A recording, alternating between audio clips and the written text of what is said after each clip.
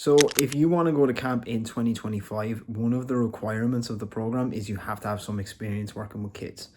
There are a number of things that qualify, so let's talk about those today. So on a personal level, before I applied to go to camp years ago, most of my experience working with kids had come from work experience in my local primary school for a number of weeks. I also had a lot of experience working with a special needs agency, just volunteering for them.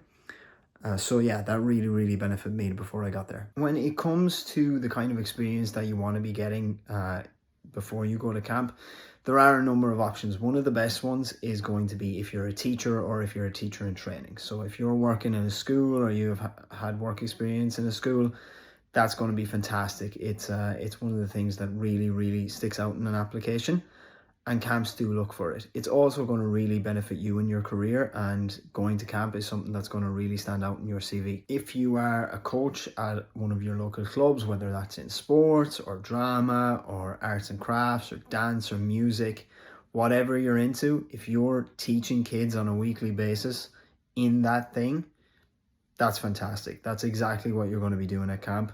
It makes you a perfect candidate for pretty much any of the activity specialist roles. Some other examples of some really good experience would be any volunteer work or charity work that's very hands-on.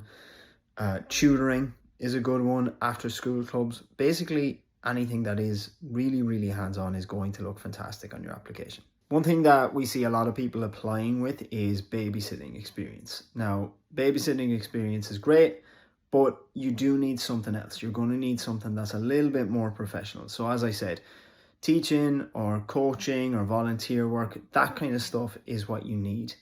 If you don't have that kind of work right now, that's absolutely fine. You've got lots of time to get it sorted before you go to camp in 2025.